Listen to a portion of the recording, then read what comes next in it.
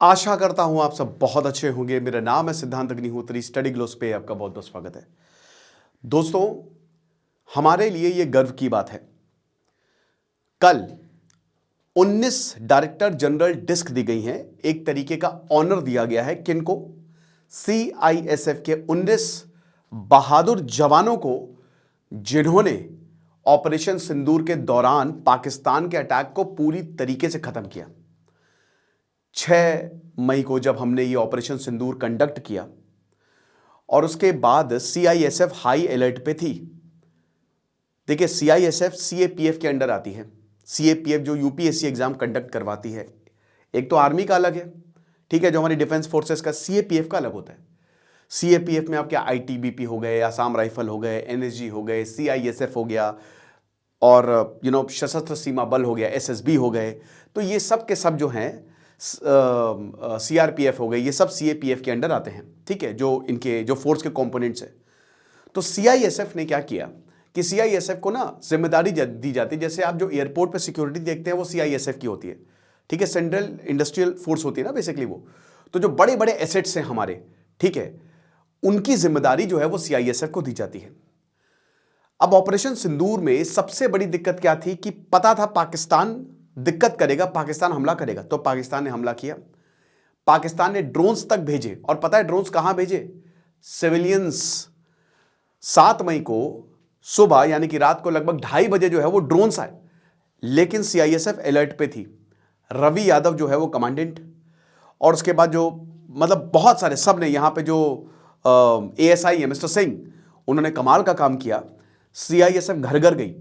एक दिन पहले उन्होंने ड्रिल की थी कि अगर ऐसा हमला होता है तो बंकर्स हैं, सबसे पहले क्या करना है, क्योंकि यहां पे NHPC के भी क्वार्टर्स है, यहां पे CISF के भी क्वार्टर्स है, तो सबसे पहले क्या करना है, इन लोगों को बंकर में ले जाना है। लेकिन बात यह है कि यहां पे हमला किया क्यों? क्योंकि यहां पे है हमारा Uri dam, Uri hydro electric project. Uri stage 1 240 megawatt बिजली जो है वो जनरेट करता है। इसको 1997 में पूरा किया गया था और ये LOC से मात्र 8 किलोमीटर की दूरी पर है।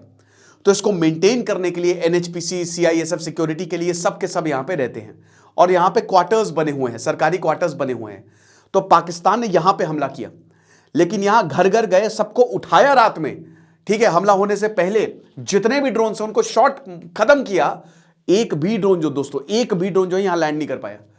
गजब की कम्युनिकेशन, गजब की टेक्निकल सुपीरियोरिटी जो है वो भारत ने दिखाई, और इसीलिए यहां पे 19 जवानों को पुरस्कार दिए गए, ऑनर किया गया।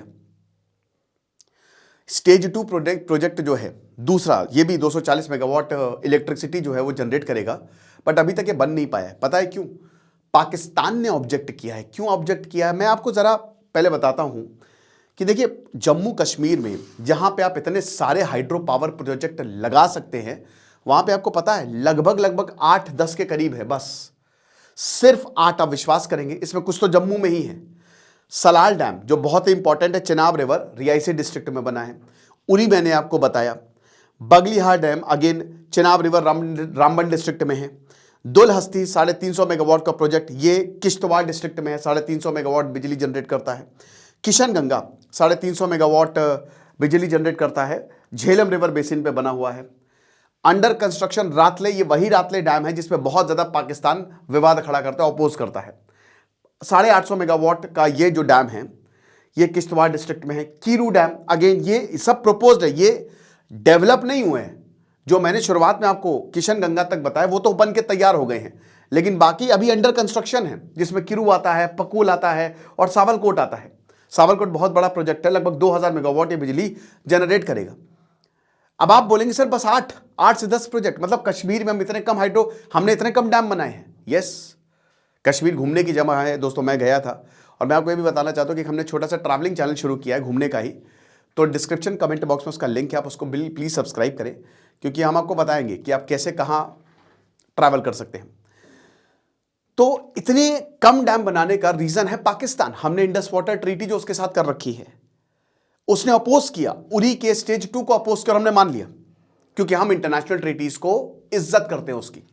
1960 में जो इतना पानी खैरात में दे दिया पाकिस्तान को, और उसके बाद पाकिस्तान एक के बाद एक हमले किए, और तब भी हमारे कानों पे जू नहीं देंगी, अब जाके इंडस वाटर ट्रीटी को सस्पेंड किया है।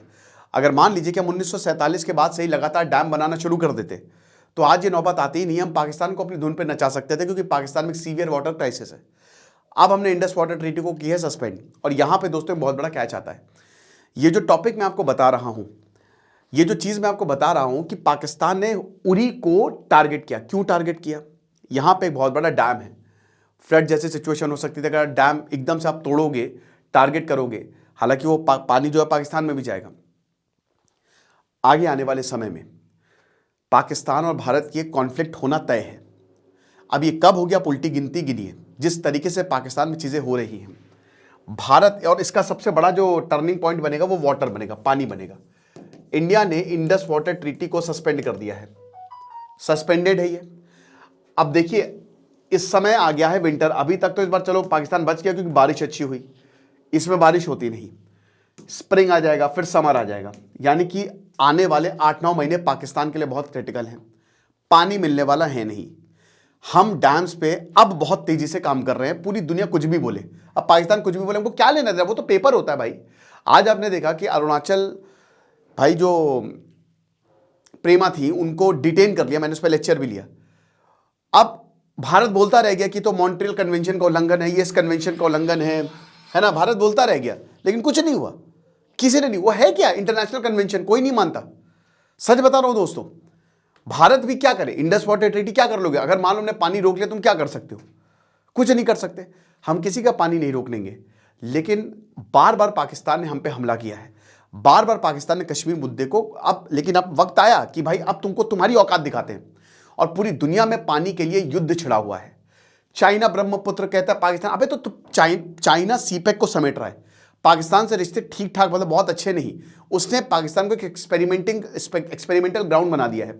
पाकिस्तान को लगता है कि चाइना ब्रह्मपुत्र रोक देगा। अच्छा, ब्रह्मपुत्र रोक देगा तो भी भारत को फर्क नहीं पड़ेगा, क्योंकि 90% वाटर ब्रह्मपुत्र का भारत से ही आता है, तिब्बत से कुछ नहीं आता है। तिब्बत से खाली वो ग्लेशियर है। ज्यादातर पानी जो है वाटर डिस्चार्ज बारिश से और बाकी चीजों से वो यहां पे ही होता है, भारत में होता है। तो अगर आपको लगता है कि चाइना ऐसा कुछ कर सकता है तो कुछ नहीं कर सकता वो। ठीक है, उसने मेकॉन्ग डैम बनाया, दिक्कत हुई मेकॉन्ग रिवर पे, साउथ ईस्ट एशियन नेशन को दिक्कत हुई। अभी दुनिया का सबसे बड़ा डैम बना रहा है, ये चिंता की बात है, लेकिन अभी टाइम है, अभी वक्त है इन सब चीजों में। तो वही मैं आपको बता रहा हूं कि ये जो आगे आने वाले है ना, तो ये पाकिस्तान जो है ना वो हमारे डैम्स को टारगेट करेगा, वो हमारे डैम्स को टारगेट करेगा। और उसने ओपनली ये बोला भी है कि अगर इंडस वाटर ट्रीटी जो है आप इसको बहाल नहीं करते तो हम आपके डैम्स को टारगेट करेंगे। अब भारत की क्या तैयारी है? भारत लगातार सिक्योरिटी यहां पे बढ़ाता जा रहा है, क्योंकि पता है दिक्कत हो सकती है। आज टेक्नोलॉजी का जमाना है भाई, देखो सिस्टम को भी हैक किया जा सकता है, सब कुछ आज टेक्निकल तरीके से चलता है, ड्रोन से भेजे जा सकते हैं, मिसाइल हमला हो सकता है, लेकिन भारत बहुत अच्छे से तैयार है। और भारत ने बोला भी है कि तुम एक मिसाइल मारोगे हम 100 मारेंगे, हमारे पास ब्रह्मोस की कमी नहीं है, और फिर देख लेना तुम्हारा क्या हाल होता है। तो कहीं ना कहीं एक तो प्रेजेंट है कि ऑपरेशन सिंदूर में उरी हाइड्रो पावर प्रोजेक्ट को टारगेट किया, और दूसरा ये है कि वो आगे भी ऐसा कर सकता है। ठीक है, जितने भी ये प्रोजेक्ट हैं, और भारत के बहुत ही कम जम्मू कश्मीर में प्रोजेक्ट हैं, बल्कि होने 50-60 चाहिए थे, बहुत सारे चाहिए थे, ताकि समय आने पर हम पाकिस्तान को उसकी औकात दिखा सकें कि तुम आतंकवाद करोगे तो देख लो हम पानी नहीं देंगे तुमको। और पानी सबसे इंपॉर्टेंट चीज होती है। आपको क्या लगता है मुझे कमेंट बॉक्स में बताइएगा। खुश रहिए, पढ़ते रहिए। दिस इज सिद्धांत अग्निहोत्री साइनिंग ऑफ।